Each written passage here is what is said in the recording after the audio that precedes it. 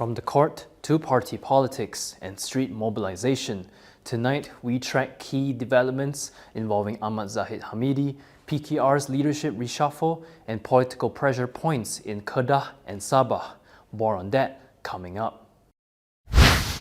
UMNO President Ahmad Zahid Hamidi is back in court, this time to block a challenge linked to his DNAA ruling.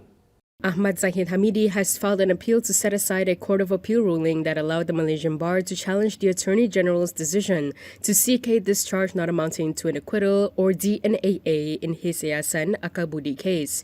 Court documents show Zahid, named as the second respondent, has raised 5 legal questions to meet the required legal threshold. Leave to appeal to the federal court is only granted if the case involves new or important constitutional or legal questions. His lawyer confirmed the filing was made at the Federal Court Registry yesterday.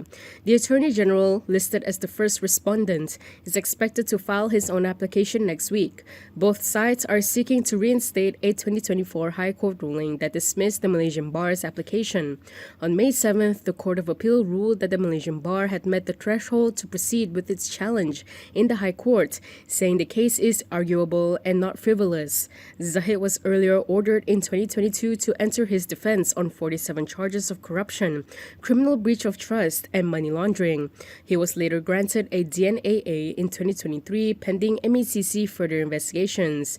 The AG chambers later classified the case as no further action in January this year. Did a royal intervention quietly shape one of UMNO's most sensitive internal apologies after GE15? Johor Menteri Besar on Hafiz Ghazi has revealed that advice from the Johor Royal Institution led him to personally apologize to UMNO President Ahmad Zahid Hamidi. This follows his earlier call for Zahid to step down after Barisan Nasional's defeat in the 15th general election. Speaking on the latest episode of the Keluar Sekejap podcast, On Hafiz said both the Sultan of Johor and the Tunku Mahkota Johor had privately advised him that his remarks were too extreme. Dia kata, Datuk, awak anak muda dan mungkin awak terlanjur dari segi tutur kata, and it's okay to apologize. So, nasihat tuanku dan juga pemangku masa tu, go and see your president. Because we have a state to run. So, on that advice, saya telah pergi berjumpa dengan Yang Amat Presiden, Datuk Zahid, and I apologize.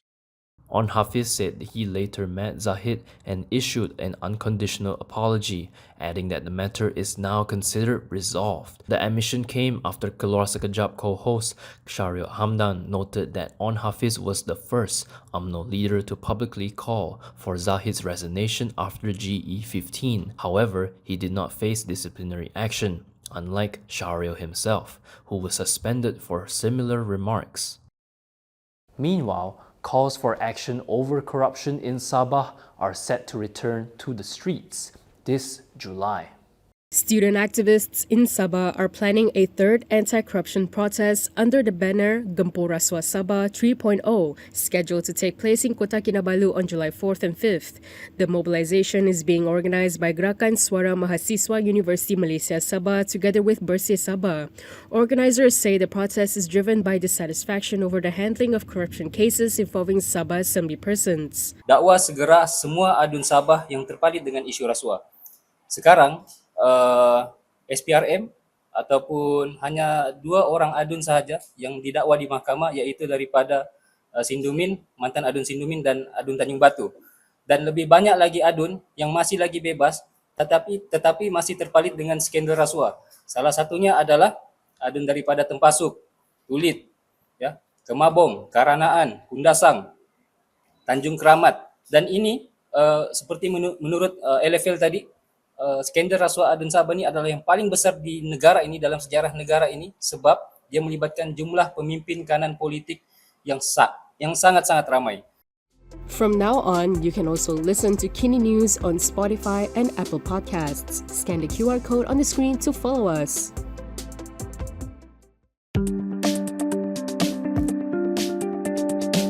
Two Bersatu assembly persons have been sacked by their own party, but in Kedah, they're still part of the government. So what does this reveal about who really holds power inside Perikatan Nasional? Kedah Menteri Besar Muhammad Sanusi says the two former Bersatu representatives will keep their positions in the state government despite being expelled from the party. Wahir Ghani will remain a state exco member, while Abdul Razak Kamil stays on as Deputy Speaker of the Kedah Assembly. Sanusi says both are performing well and there is no reason to replace them. But politically, this goes beyond performance. Before expelling the pair earlier this month, Bersatu had already urged the Kedah government to remove them from their posts.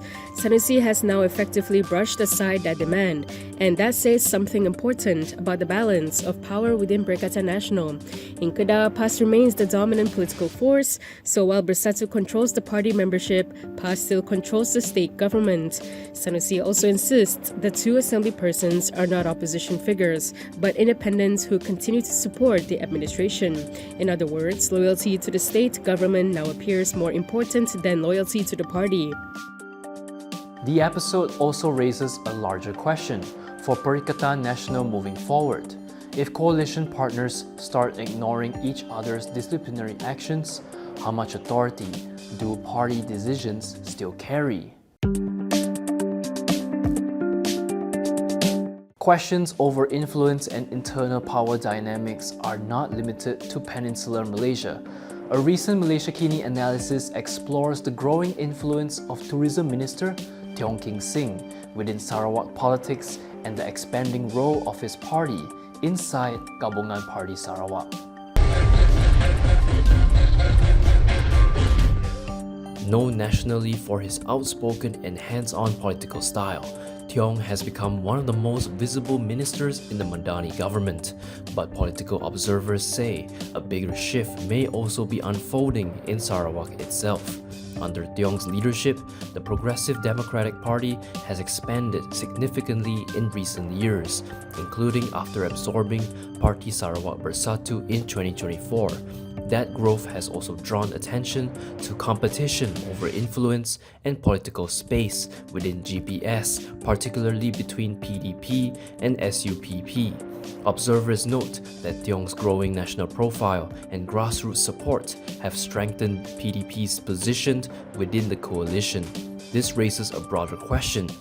Could Tiong emerge as one of GPS' new power centers, or become a source of growing friction within the coalition? For now, GPS leaders continue to emphasize coalition unity, but Tiong's growing influence suggests Sarawak's political landscape may also be entering a new phase of internal competition. For the full analysis, read the story on Malaysia Kini's website.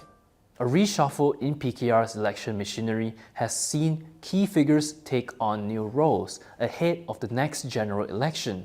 PKR has reshuffled its election leadership with Selangor Menteri Besar Amiruddin Seri replacing Deputy President Nurul Izzah Anwar as the party's election director. Amiruddin will now work alongside Home Minister Saifuddin Nasution Ismail in leading PKR's election machinery. Nurul Izzah previously served as co-election director after defeating Rafizi Ramli in last year's deputy presidency race. PKR says she will continue playing a strategic role focused on strengthening grassroots structures and long-term party development. The reshuffle also includes the appointment of Prime Minister Anwar Ibrahim's political aide Azman Abidin as director of the party's war room. Officially, PKR says the changes are aimed at improving coordination and readiness ahead of future elections. But politically, the move carries significance. So is this simply an organizational adjustment or a sign of shifting power centers inside PKR after the party polls? Should former Prime Minister Najib Razak and all Kajang prison inmates be served only vegan meals? That's the call now being made by animal rights group PETA Asia. PETA Asia is urging Kajang Prison to introduce a vegan-only meal policy for inmates, including former Prime Minister Najib Abdul Razak. The animal rights group says plant-based diets can reduce violence, improve behavior, and cut prison costs. In a letter addressed to Kajang Prison Director Sharin Sabtu, PETA President Jason Baker said prisons serving vegan meals have reported calmer prison populations and major savings. The group also argued that vegan meals promote empathy and non-violence. PETA said Malaysia could lead prison reform in the region through what it described as compassionate dining. The organization also offered to help Kajang Prison develop balanced vegan menus for inmates. As part of its argument, PETA cited an Arizona jail in the United States, which reportedly saved more than 1 million ringgit after switching thousands of inmates to vegetarian meals. However, critics have previously argued that removing meat from prison meals could instead become another form of hardship for inmates. Najib is currently serving time over the SRC international corruption case, after being convicted on charges involving abuse of power, criminal breach of trust, and money laundering. And that is all from me today. For more stories, you can go to kinitv.com. You can also follow us on Instagram, X, YouTube, and Facebook for the latest news updates. If you'd like to support independent media, do consider subscribing to malaysiakini.com. I'm John Ng. Thanks for watching.